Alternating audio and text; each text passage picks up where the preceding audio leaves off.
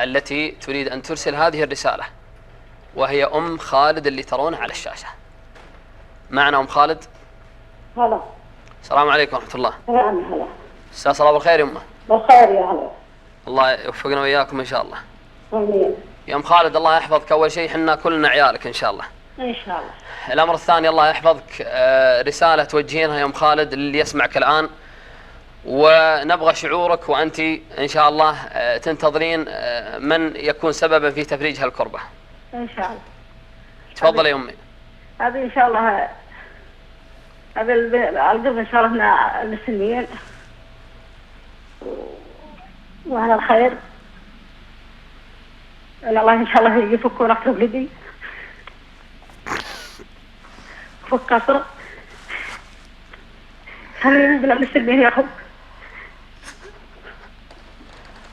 هذا اللي الله من منكم يا المسلمين، الله يكون نصر ولدي يكفي ما لي غيره. هذا أيدين المسلمين إن شاء الله. إن شاء الله. شعورك يمه وأنت تنتظرين إن شاء الله الفرج الخالد؟ أنت شعوري أنا الله نفك الله أسره،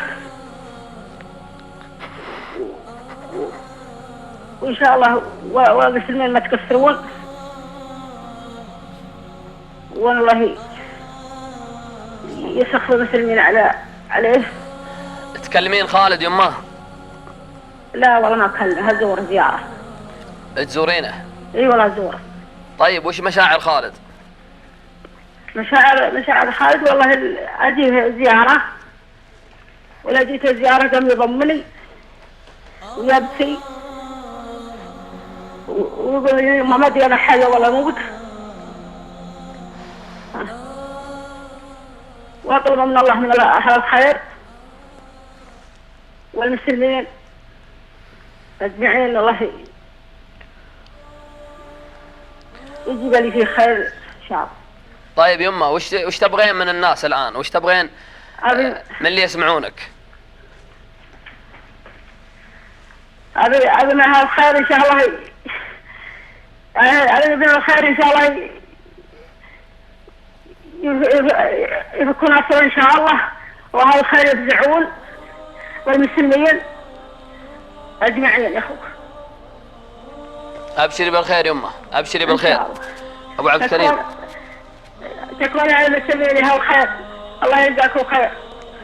أبو عبد الكريم كلم أم خالد. أم خالد. هلا فيك. السلام عليكم. عليكم السلام يا هلا. أبو عبد الكريم يا خالد، شلونك؟ طيبة؟ هلا فيك. إن شاء الله بتنفرج إن شاء الله بإذن الله يا رب. إن شاء الله الله يجزاكم خير. إن شاء الله بتنفرج بإذن الله. الله يجزاكم خير يا المسلمين، الله يجزاكم خير. وبتنفرج إن شاء الله. إن شاء الله بتفرحين فيه قريب إن شاء الله. إن شاء الله يا أهل الخير، إن شاء الله الله يجزاكم خير. الله يجزاك خير. الله يجزاكم خير إن شاء الله. هذا تكفون يا المسلمين أهل الخير تكفون. الله يوفقك إن شاء الله. الله يجزاكم خير إن شاء الله. الله يخليك يا أم خالد إن شاء الله. إن شاء الله تفرحين فيه يا خالة. الله يعطيك العافية يا أم خالد. أنا أقول حقيقة لكل من يسمعنا في هالساعة، هذه الأم وهذا الابن اليتيم إن شاء الله والله ما عندي غيرها، أكبر عيالي وعيال إخواني قصار صغيرين، هو عبيد، هو من اللي يرسل علي يمه. تنفرج إن شاء الله يا أم خالد إن شاء الله. إن شاء الله يا تكون تفزعوني، الله يخليك وتكون الله يوسع لكم إن شاء الله. انتبه لنفسك. يا الخير الله. انتبه لنفسك يا خالة، انتبه. إن شاء الله إن شاء الله. انتبه لنفسك وإن شاء الله تنفرج. إن شاء الله. الله يخليك يا رب. هذه أم يتيمة أو أم لهذا الأب أو لهذا الابن اليتيم، وهذا الابن والله ما أدري ماذا نقول. وكم والله من أناس رأيتموهم وسمعتم عنهم، كم والله من شباب في هذه السجون ينتظرون من يعفو عنهم لوجه الله.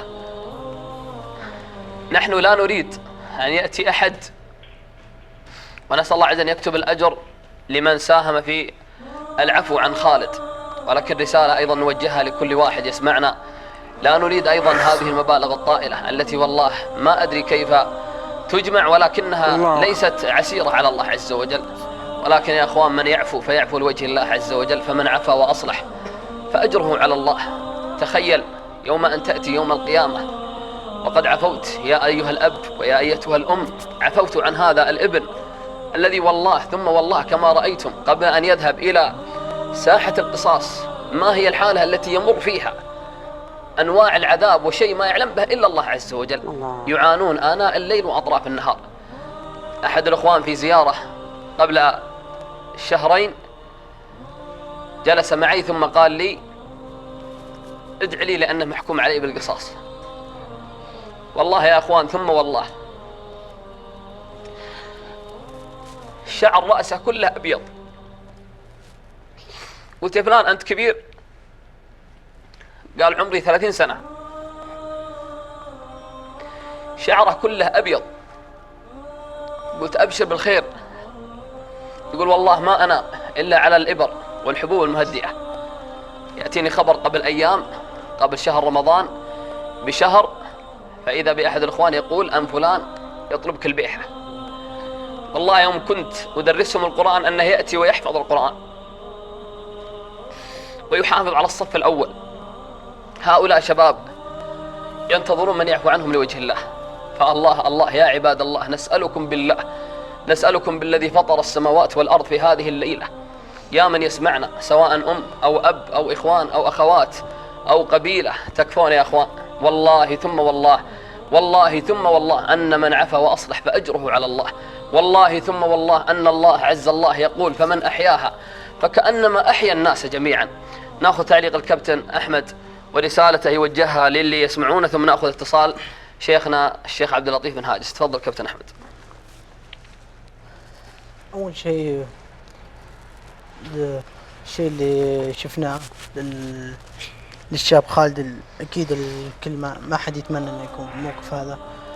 أتمنى من الأخوان المسلمين اللي أكيد في الشهر الفضيل هذا إنه يبادر في الوقوف والعتق رقبة للشاب هذا اللي شفنا معاناته ومعاناة والدته.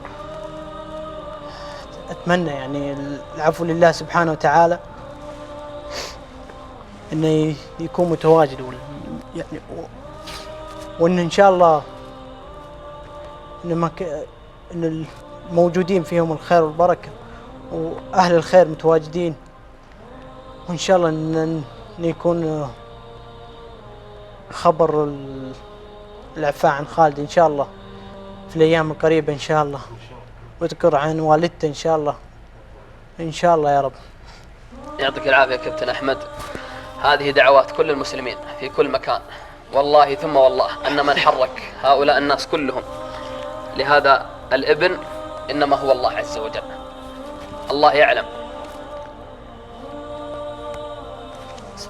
استغفر الله العظيم.